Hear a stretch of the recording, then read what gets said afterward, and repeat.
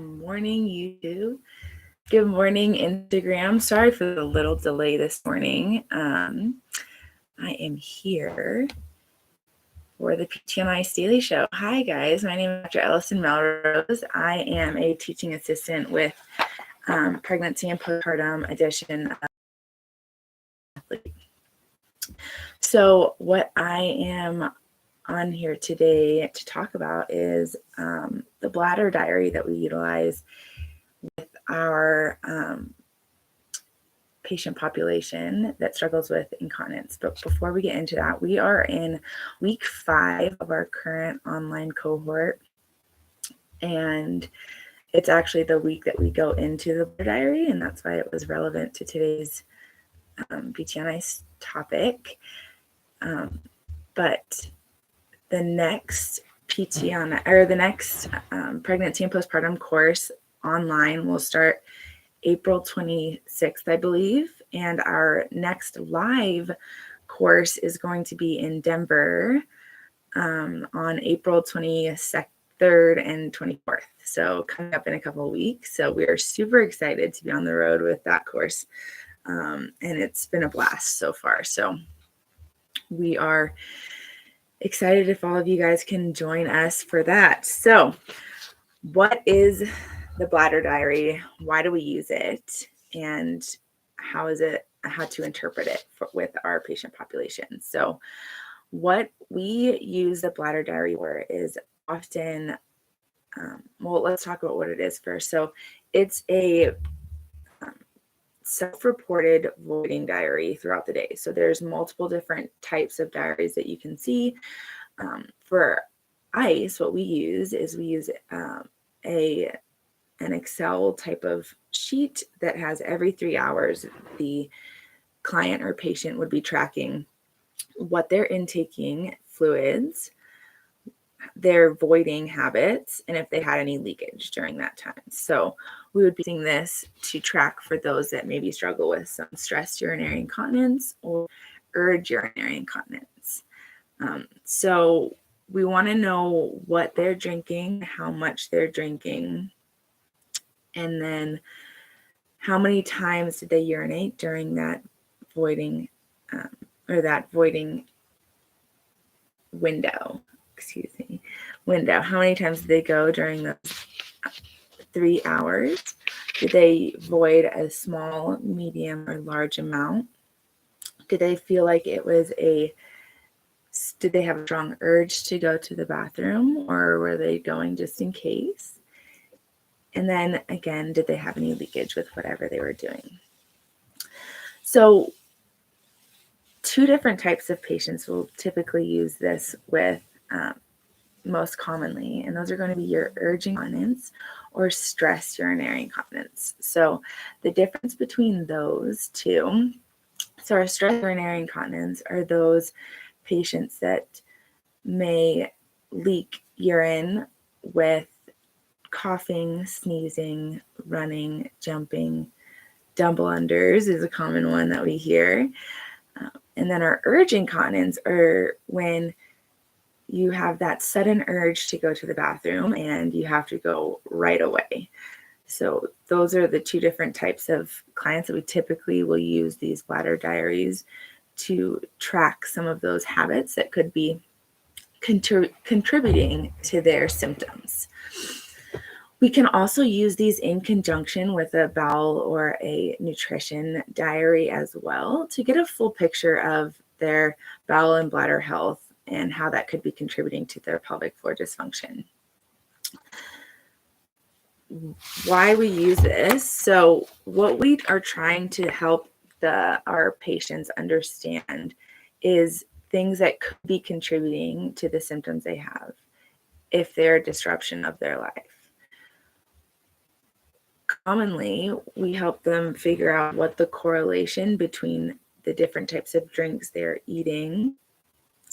drinking, and when they're drinking those with the symptoms they're experiencing. So, for example, we have a gamut of bladder irritants that are going to increase that urinary urgency and potentially make it more challenging to get to the bathroom on time. So some of those can be caffeine, carbonation, alcohol, acidic fruits, actually, so citrus, spicy foods, and chocolate. So those all are very appetizing, very often eaten and drank foods in our patient population.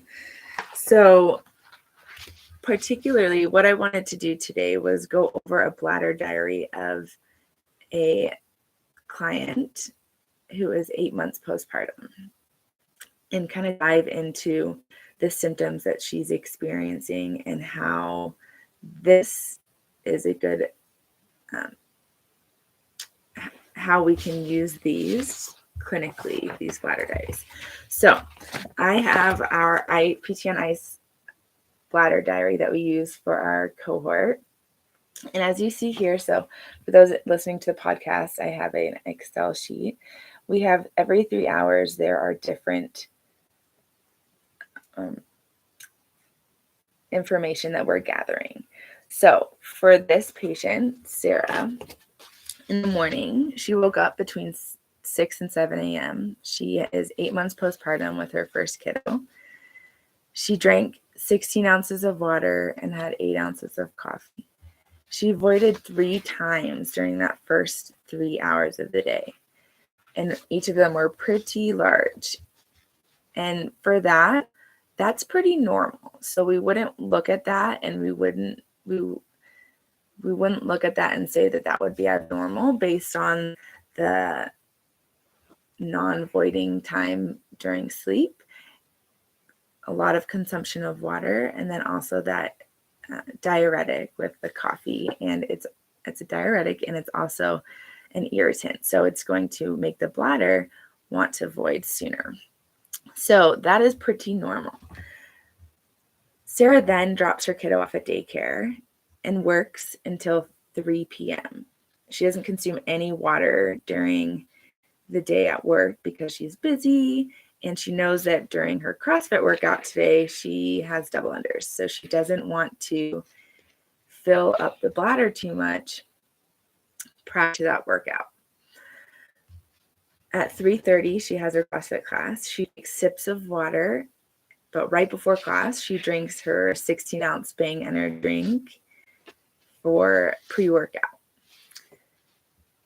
During that CrossFit class, she voids 3 times. That she voids right before class, she goes during class, and she goes after class. So before, during, and after the workout, each of those was a very minimal amount of voiding. We'll talk about that in a second. After her CrossFit class, she rushes home, picks up her kiddo, rushes home, makes dinner, drinks about 40 ounces of water between 6 and 9 p.m., and has a glass of wine while she's cooking. She voids 1 time during that time, and it's medium. It's pretty normal. She had the urge to urinate, and she listened to it. Between 9 and 12 p.m., before she goes to bed, she sips on some water and goes to bed. Her kiddo is 8 months old and no longer waking during the night for feeding, but she wakes at 2 a.m. to urinate. She had the urge to urinate in the middle of the night. So while my postpartum client Sarah is filling this out, she is looking through it and putting the puzzle pieces together. And we help her do that in the clinic as well. So during her CrossFit class, she voided right before class, and then she voided during class, during double unders, and she voided right after. So a couple things that can be contributing based on what we see here that can be contributing to that need to void are dehydration. So Sarah didn't drink water all throughout the day. And what we can tell with that is the bladder, a dehydrated bladder, is another irritant and can make the urge increase to void. The Bang energy drink, it has a bunch of the dietary irritants. So it has caffeine and it has carbonation. And sometimes it could be slightly acidic based on the whatever flavor you choose. So all three of those are going to be another bladder irritant. So we have dehydration, and then we have our pre-workout drink. Both of those are bladder irritant. So she goes before the workout. She empties the tank. She has the urge during the workout, and then she goes again after. So these bladder diaries are important for us to paint the picture with our client about their habits that they are building throughout the day. The last one that we're going to look at is her night void, Nocturia. So if this isn't one time throughout the night, may not be an issue for those people, for some people, but for some it can be. It can be that perfect time of sleep where they feel unrested if they wake during that time. So what we often see with our postpartum population is that our bladder builds the habits that we create during that early postpartum. So baby's no longer waking up to feed during the night, but that could have been a time, 2 a.m. is a common time when babies do feed. And so what we do during that time often is we wake, we feed baby, we go to the bathroom just in case because we don't think we can get back to bed without voiding or emptying our bladder. So a couple of things that we would want to look at with Sarah, is the distribution of water throughout the day. She drinks 40 ounces of water shortly before bed. That can be contributing to that increased urgency during the night, as well as that habit that she formed during those early postpartum periods. We would want to try and distribute that water intake throughout the day so that before her CrossFit class, that dehydration wasn't on board, acting as an additional irritant. So overall, we want to take away from today is the use of the Bladder Diary and how we can utilize that with our postpartum population. We can help them to understand their intake, if they're drinking enough water, their dietary irritants that they're consuming, including coffee, carbonation, alcohol, and chocolate, some of our favorite foods. We're looking at all of those in regards to, are they playing a role in when we have our symptoms? Do we intake something slightly before and have that increased urgency after drinking our pre-workout drink or our cup of coffee or our citrus fruit? So we're looking at those and we're trying to decide if what we're taking creates that irritant and that causes a disruption in our life. So what we're looking at, what activity that urgency disrupted. And then we're trying to help these new moms create new habits so that it's not such a disruption for their life. So I hope that kind of gave you guys a little insight on what we do with some of our postpartum patients during that early period when looking at a Bladder Diary. And if you have any questions, comment down below. I look forward to being on the PT on Ice show in the future. Hope you guys have a good Monday.